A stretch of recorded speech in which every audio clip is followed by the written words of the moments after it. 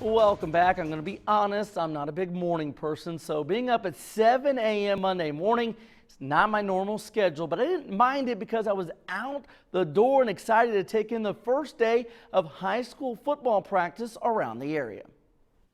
The sun shined Monday morning on the start of a new IHSAA football season. At Terre Haute North, Chris Baird is back for his 15th year with the Patriots. North has made 3 straight sectional championship games and was a lot better than their 4-7 record one season ago. You can't make excuses for injuries, but they really hurt this team last year. They lost several key starters, including QB Nick Barrett, for the sectional title game. One of North's strengths this year is their offensive line. They have 3 starters back up front. That's good so they can protect Barrett, who's not only one of the top QBs in the area, but a 3-year starter as well. Just been working for this, and I'll just let my experience and my leadership kick in. We're going to go as he goes, there's no question. He's got to be able to throw the ball better, in which he did a good job last year, but we've got to be a little bit more balanced.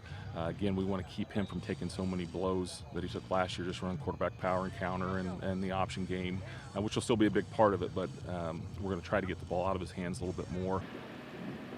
This is not what Terre Haute South wanted to see. There was a downpour this afternoon right before their first practice of the season. The Braves tried to start outdoors, but lightning in the area forced them inside. Head coach Tim Herron has 13 starters back and a couple of defensive stars in Brandon Peck and Ethan Cox. Both are drawing Division I interest. South struggled last year, going 1-9. It was the program's 15th losing season in the last 17 years.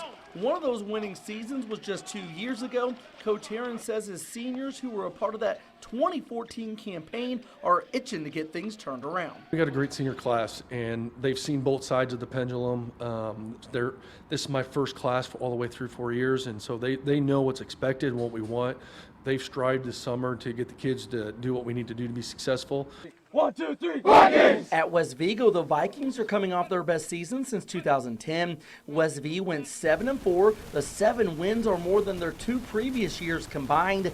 West Vigo has more depth than usual with 70 players coming out, and just 10 of those are seniors. This is a young and talented ball club. This year's team will look a lot different than last season. West Vigo ran all over teams with 3 great running backs. Head coach Jeff Cobb will never abandon the run, but his Vikes will probably throw more than usual with promising sophomore quarterback Jake Lautenslager. The 6'3" gunslinger started as a freshman last year and has all the tools to be a very special QB.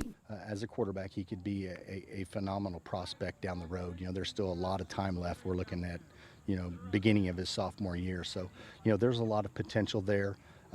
He's kind of got that quarterback mindset. He doesn't let things bother him too much. We're hoping for big things out of Jake this year. Punters will be on this side. At Northview, Mark Rates' program is coming off one of the best seasons in school history. Last year's team became the first ever to complete a 9-0 regular season.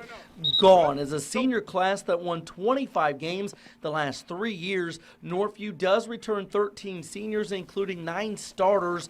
They should be really strong on the defensive side of the ball, led by All-State player Mason Moon. Luke Lancaster and Trey Shaw are battling for the starting QB job to replace the great Tucker Stewart, who graduated. If you think Northview might be down a little this year, you might think again. Coach Raitt says there shouldn't be any rebuilding in Brazil. I feel like we have the tools this year with the returners we've got and some new guys to really pick up where we left off last year. I mean, we lost some key guys, but we feel like we've got the ability and the talent with the people that are returning that they can step in and fill those roles.